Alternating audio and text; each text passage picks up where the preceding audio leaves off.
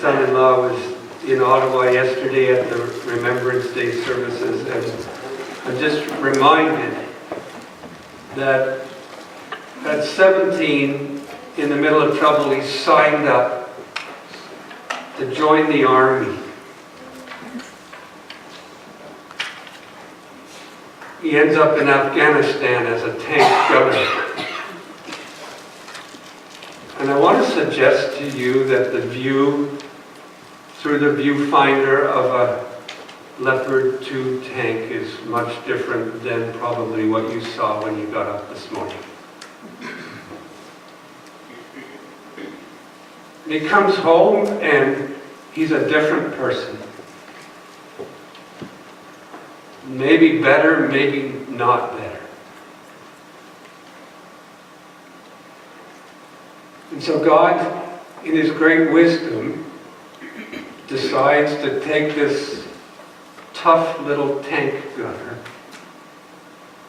and introduce him to one of the most gentle women in the world, my daughter.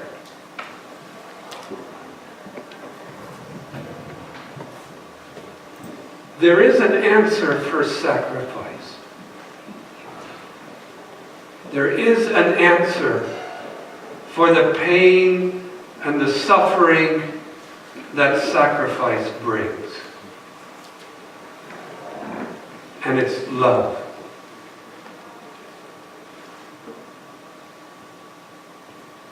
But until you've actually suffered that way,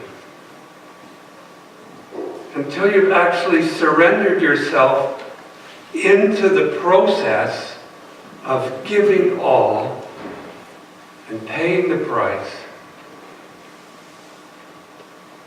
you don't actually know entirely how much you need to love.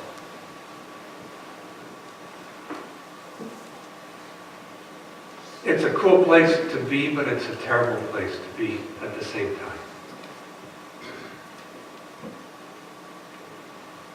Now, I don't know when people led you to Christ or how you came to Christ, but I want to suggest to you that very seldom when we're talking about leading people to Christ do we ever invite them into the deepest sufferings of Jesus. We usually do it the other way around. You're suffering, you're in pain, you're poor, you've got stuff going on. Come to Jesus and everything will be all right. And I want to suggest to you this morning that that is a manufactured gospel.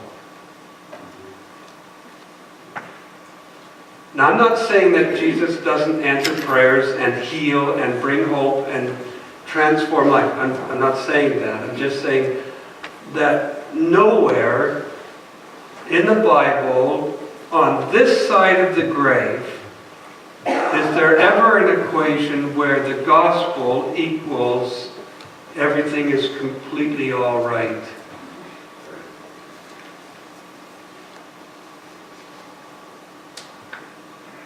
I'm still crying. You're still crying in between all the dancing. Is that not right?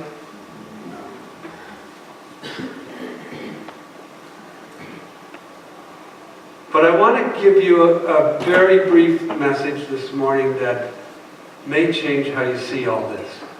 I hope.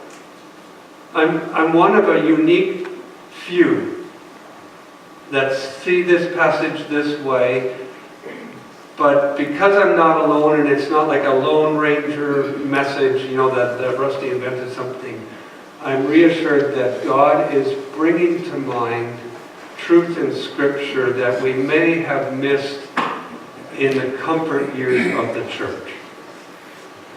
Turn in your Bibles to Matthew chapter 5. And I want to walk with you for a moment through the opening verses of the Sermon on the Mount. So what do we know about the Sermon on the Mount? There's some misconceptions that this Sermon on the Mount was, preach to 5 or 10 or 20,000 people. But I'm not one of those fans of that way of thinking. I think that Jesus probably arrived here tired and having gone through a tough week, or having heard news of stuff that he didn't like going on in the Roman Empire. And this is how chapter 5 opens up. When Jesus saw the crowds, he went up the mountain, and after he sat down, his disciples came to him. And then he began to speak and taught them, saying, and that little introduction is very important. You're climbing up the mountain. You're hoping for something. You're expecting something, whether it's a view that's going to inspire you, whether it's a bit of aloneness. And you get up there and you see that news of your presence has gone ahead of you, and there's a crowd. And when he sees the crowd, he goes up even further. And his disciples, watching and seeing this, somehow understanding what's going on, they actually come up to him. And the words here imply that he actually set himself. He braced himself. He got settled in on the side of the mountain. And he, in loose rock, wiggled both feet down in there and sat down and braced himself. And then he sets his mouth towards his disciples. He doesn't go off and talk into the air and the disciples are walking behind him. He looks at them. He stares into their eyes. He gets a hold of them with his presence, and then he starts to speak. This is totally intense and intentional for his disciples. And one of those disciples, well, more than one, Matthew and Luke in Luke chapter 6, write it down. It's so important. I don't know if you leave Sunday church and write down what we preach, but I hope it's that important. Here's what he says. Blessed are the poor in spirit, for theirs is the kingdom of heaven. Blessed are those who mourn, for they will be comforted. Blessed are the meek, for they will inherit the earth. Blessed are those who hunger and thirst for righteousness, for they will be filled. And blessed are the merciful, for they will receive mercy. Blessed are the pure in heart, for they will see God. Blessed are the peacemakers, for they will be called children of God. Blessed are those who are persecuted for righteousness' sake, for theirs is the kingdom of heaven. And blessed are you when people revile you and persecute you and utter all kinds of evil against you falsely on my account. Then he changes his tone. He goes, rejoice. Be glad. For your reward is great in heaven. For in the same way they persecuted the prophets who were before you. There's a small thread of scholars and pastors and leaders who, when we read this, contrary to the general teaching of separate beatitudes that kind of work independently of each other. Blessed are the poor in spirit. So poor in spirit, all gather over here. Yours is the kingdom of heaven. Way to go. Blessed are those who mourn. So all mourners will go to the back because they're loud and they cry a lot. Go over there, and blessed are you guys because you'll get comfort. I don't see that in this passage. What I see is Jesus sitting down with his disciples and early into their discipling life outlining an ever-deepening pathway to intimacy and imitation of Jesus Christ. A progression, if you will, of discipleship. It's kind of like hockey for you guys who are sports-oriented. You start with the, what do you call them, the tykes, or the guys who can hardly skate.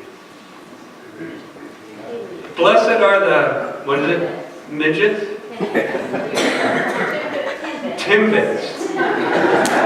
Oh, now you've done it, I'm hungry. Blessed are the timbits.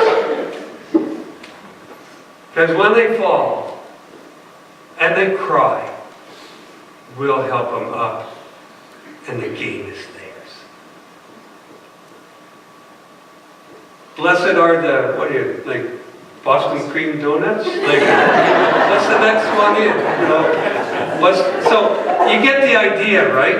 Then you get to teenagers. Blessed are the teenagers who, when they score the goal, don't chirp at the other team for 5 minutes straight.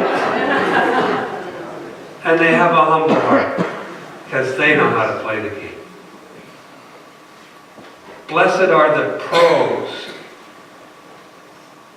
who play through pain because of hockey. Blessed are the really hardcore hockey stars who suffer for the cause of the game on and off the ice. Now that may sound a little frivolous to you, but when you bring those two together, faith and the progression of discipleship that Jesus is talking about, and hockey guys who understand pain, you begin to understand that this is real. I worked with Ronnie Ellis, the Toronto Maple Leafs guy, and his wife, and I taught Ron's wife how to send some of the first emails in Canada on a monochrome computer with orange and black screen, 1980 something. And she struggled with, and we're in a Christian ministry, and she's struggling, and I arrived into the office one day, and she would just cry. I sent an email, and I don't know where it went. But this was important, and she was crying. And in those days, we sent an email, and we had to wait and disconnect the computer from the phone, and then phone out west 15 minutes later to see if they actually got the email. And if they did, then we thought we were successful. But she was poor in spirit. She felt inadequate, overwhelmed, broken. She was terrified. I said, Jim, we're going to get this. Here's the commands. So I made a list of commands, put them on her desk, then took a little post-it note and put it on her computer, and it said, if you love me, you will keep my command.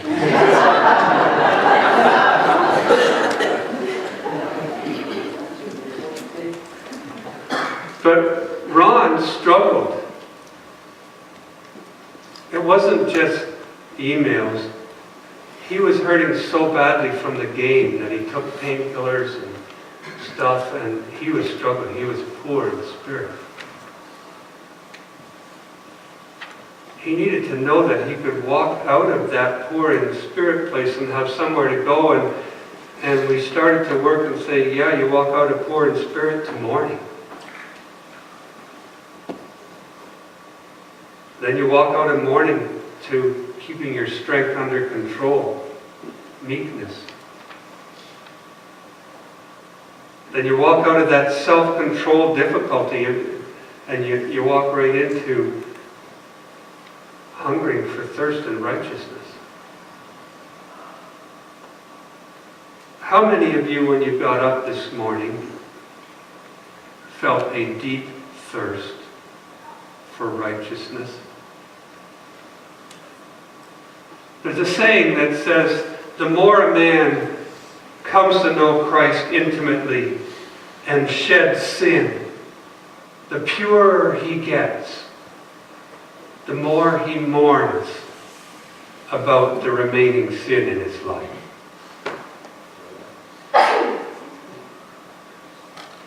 The purer he gets, or she gets, the more we cry about the remaining sin. The residual stuff. Because the closer we get to Christ in our intimacy and in our walk with Him, the more we realize that He walked this first. Imagine emptying yourself of being God,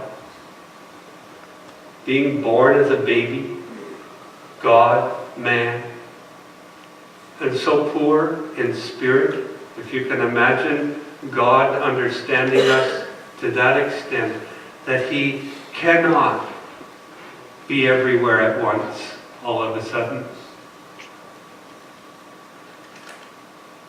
He's a week old, or 2 weeks old, or 3 weeks old, and the ruler of the province where he's born slaughters every single baby in that town because of him.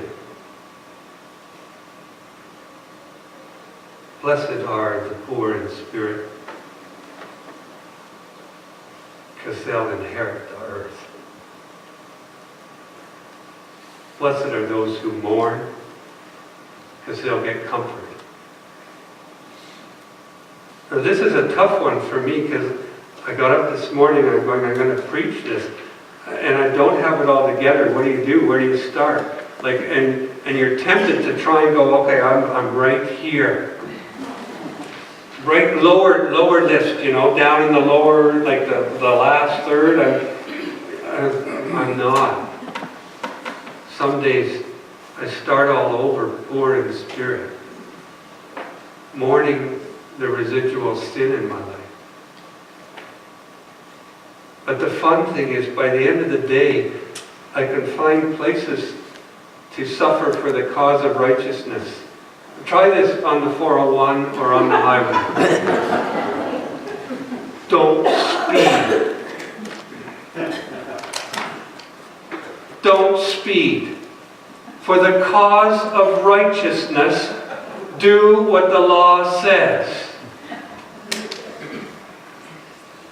You will pay the price. I think I saw 14 ring fingers. No, there wasn't the ring finger. People rolling down their window to tell me how I shouldn't be so righteous and I should speed. Or get off the road. Or die.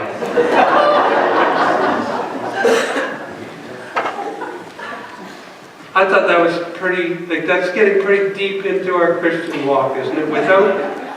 Here's the catch, without being legalistic. Don't invent rules for this, because there are none. Righteousness comes from Jesus Christ, from God Himself. Nowhere else. Can't make up rules to suffer for. Oh, I don't smoke. My friends make fun of me. Who cares? You just won't die of cancer from smoking. I don't drink. My friends tease me and curse me because I don't drink. Who cares? You just won't lose control due to alcohol.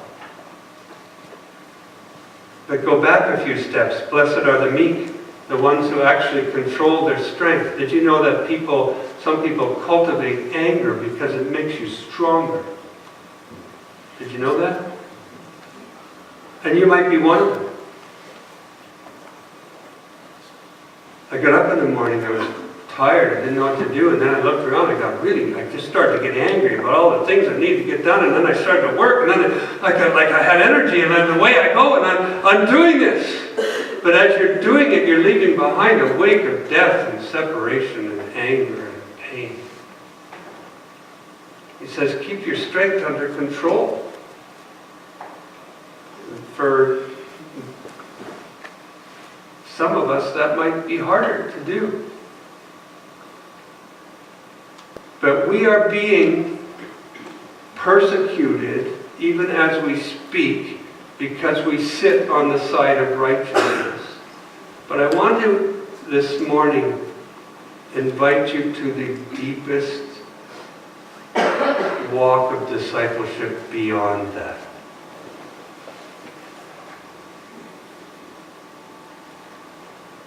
Have you ever been attacked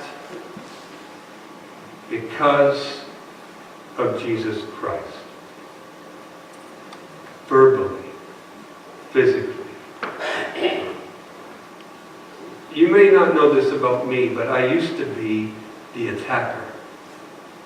I used to just make a point of going to church or to coffee houses and spitting on Christians and fighting with them and challenging their stupid beliefs. I was a great Christian killer at one point in my life.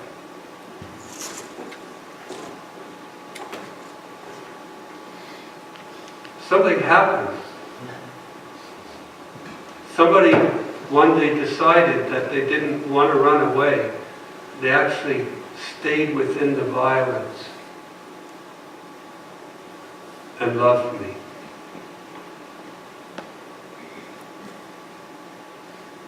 That's what Jesus does.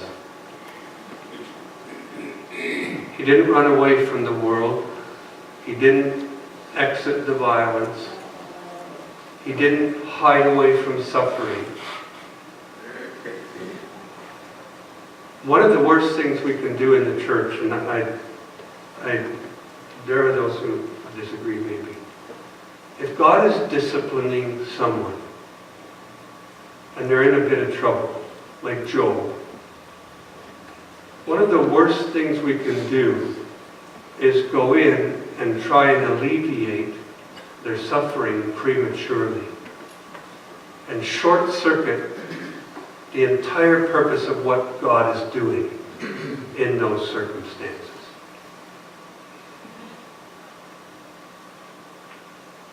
And yes, we pray that God will end the suffering of the church, and He will, but maybe not today. Because that suffering that's happening all around the world in the body of Christ today is redispersing Christians all over the place, including here, to reach people that you and I have no idea how to reach with the message of Jesus Christ. Did you know that? There's a whole Syrian community in Toronto that are Muslim that are being infiltrated with Syrian Christians who are arriving into Canada because of the suffering. So I want to encourage you today to reconsider your walk. Read this passage again to yourself quietly this afternoon and say, how's my walk? Because what happens is when church gets tough and when you have disputes and differences of opinion, people leave and walk away. And I want to encourage you to hang in. don't walk away. Don't avoid the violence of the church, or of life, or of family. Get in it. Live in it peacefully. Be a peacemaker. They'll beat you up for it. Be a hope giver. Be a healer. Be a singer. Be a worship leader. Be a preacher. Be a caregiver. Go to the mission with Randy. Get down in the dirty areas of life and suffer for those places and those people. And you will stack up rewards like you cannot believe in heaven. Give up the politics of church. Get down to the real suffering. If you got an ulcer because of the last year of church here, I feel bad for you. Because ulcers are bad. But give up worry and get down to the real suffering. And be people of hope. And be people of life. And be people like Jesus. In the middle of one of the most traumatic life periods of history, the Roman Empire was a brutal, brutal place to live. You have no idea what it was like. You think fingernails under your, or bamboo shoots under your nails in Vietnam is maybe like a tough thing. You have no idea what the Roman Empire did to people.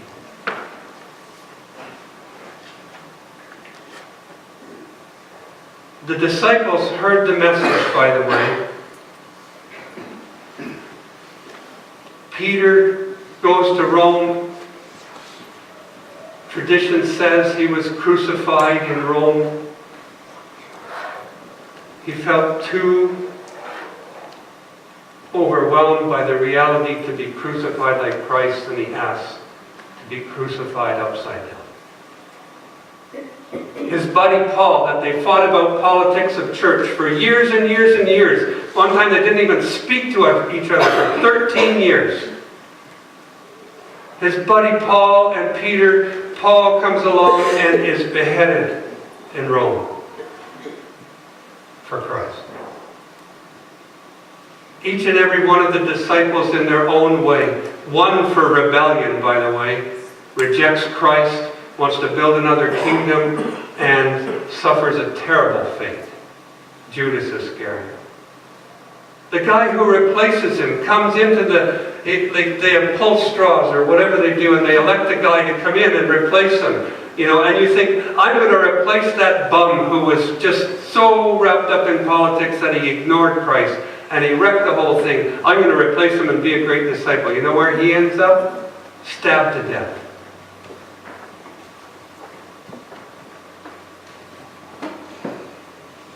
So, in my life, and for me, I'm rethinking what it means to be Christian. In North America, we have it very, very comfortable here. When my children talk about going to France and being missionaries in a place where they'll kill you for being a missionary in France. Muslims have secret organizations that hate evangelicals. And I'm not saying all Muslims. I'm just saying the radical few that have targeted you because you belong to Jesus Christ. I don't know if you were aware, last Sunday, while we were worshiping here, you know what happened? A guy goes into a church in Texas and shoots them all. 26 or 24, it doesn't matter. He just found them where they should be found, in worship, and killed them. So I've been re-examining my life, and I know it's heavy, this is heavy, but this is actually quite an amazing thing, because if you can get past this, you can get past anything that you're afraid of in your life. If you are not afraid of dying, you're not afraid of life. That's what Jesus said. Live in the world. The world's a terrible place, but don't be dismayed, because what? I have overcome the world. So he gets his buddies together. He says, hey, Passover's coming. Go and get a room. Prepare the room. Gather up in there and set a table and let's have dinner and we'll have Passover together. And they're going to reenact the moments in Egypt, right? When the angel of death goes through Egypt and takes out every firstborn because the Pharaoh had threatened to do that to Israel. So let's not forget where we are in all of this. He gets his buddies together, but there's a problem. There's 11 best friends and there's one best enemy in the room. And this is what he says. We're going to have an ordinary Passover, we're going to do church, and we're going to get out of here, we're going to go back and we're going to build a kingdom. Is that what he says? No. He says something very, very profound and very strange. He says, look, I'm breaking bread, guys. You can see this. I'm breaking bread. And he takes this bread, kind of, I don't know if it looked like this, probably flat. You know, I could make it flat if you want. Kind of flat. And he goes, look, you think this is bread, but it's my body. Now when we take communion, yes, this is symbolic, but at the same time, is Christ really here and present? He is. We don't know how to explain that. This is not the free Methodist table. This is the table where people who really want to consider sin and get rid of it and come and walk with the Creator of the universe, the Savior of the world, this is where we meet up right here. So don't come here thinking that you'll just have a piece of bread and a cup of grape juice and walk away. This is serious. He says, this is my body, it's broken for you. Take a big bite. And when you do, remember me. When do we remember him? When we're broken. When we're torn apart. When we're fractured. Because he's the only one who can put us back together again. And then life comes along again and tears us all apart again, and he comes along and puts us back together again. But he does it with this. You're all looking at him going, your body broken. He goes, trust me. Remember on the mount, I walked you from poor in spirit to sacrificially giving your life and suffering for me. My name on you, your name on me, and together we die. And yet together we live. The key is this: forgiveness of sins. This is the glue that holds us all together. This is the life that brings us the word of truth so that we can preach it and teach it and live and die for Jesus. Forgiveness. Are there people in this room that you don't like? It's okay. You can say, don't point at them.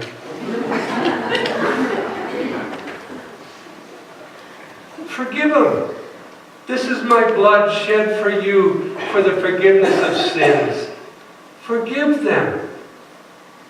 Before you come to this table and take a big drink of this, remember where you come from. Go and forgive each other. Cry, wail, weep, hug each other, and then come and say, this is what I want. to live and die for Jesus Christ. So Father, this morning, this is a heavy message. I understand that. But we're getting ready to prance into the world and open presents and celebrate Santa Claus, and I pray that we don't forget Jesus. I pray that when we gather with our families in the next few weeks as churches, and that we will remember you. And will courageously, gently speak the truth of who you are and be willing to pay the price. Because if we don't, those people that don't hear will walk away again. We want to be your disciples to the deepest level. We want you to challenge us out of our comfort, into commitment, and into obedience. And let our sacrifice be acceptable to you, because you are the one who prompts it, guides it, empowers it, and you've gone ahead of us. You come to take part in your body and your blood. I pray it will be real for us today in our spirit. And we will bow down to you, Jesus, because you're King of Kings and Lord of Lords. Pray in Jesus' name. Amen. It's hard to serve communion now, because no one feels adequate to this. But should you ever just be sitting quietly one day and go, I would just love to serve communion at least once in my life, just come and talk to me. It's okay. It's a really cool thing to be involved in. So thank you, servers. You guys are tremendous examples of humility and grace. And I love you for that. Remember your walk. Remember who we're following. Remember who we're suffering for. We're suffering for Jesus, the creator of the universe, who loves you so much that he gave his body for you, so that when you're broken, you can be put back together again by his Holy Spirit. And he didn't leave you to live life unconnected, bitter and angry and put back together. He said, this is my blood. It's shed for the forgiveness of sins, to let you go, to let others go, so that you can live free of all fear, all anger, all bitterness, all strife. You can walk whole in Jesus Christ, no matter what you're walking through. And some of it's pretty terrible, I know. So God bless you, and God bless me, as we remember. We take this in remembrance of him.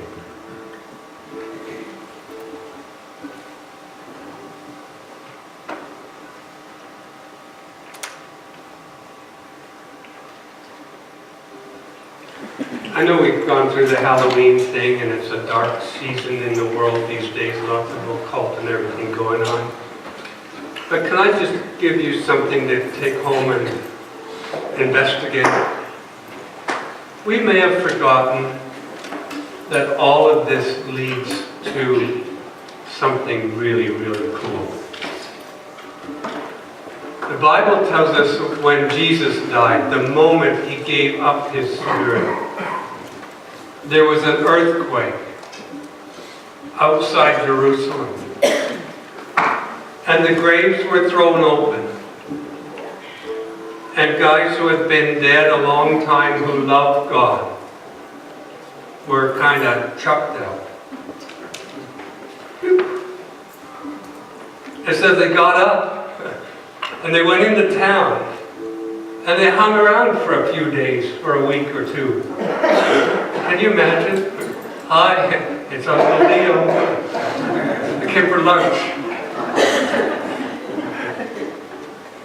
I don't know what that looked like, but that was Halloween. That's the hallowed evening when Jesus Christ died for you, went into the grave, and those who are righteous were thrown out of the grave. The grave was overcome. And ever since that moment, the enemies of Jesus Christ have been trying to instill fear in the world through coming out of the grave. Did you know that? They try to make it look ugly. They try and make it look brutal. They try and make it look fearsome. But we know the truth. We will one day be popped out of the grave. And we'll go for lunch with the Creator of the universe. It'll be amazing. I pray that you will be awakened to two things: the pathway to deepening discipleship with Jesus Christ. This is not a cakewalk. And the other thing is that you are part of the powerful body of Christ. He has called you for His purpose into this world to be His disciples. So go and be that body gently. Don't kill anyone with your words or weapons. God bless you.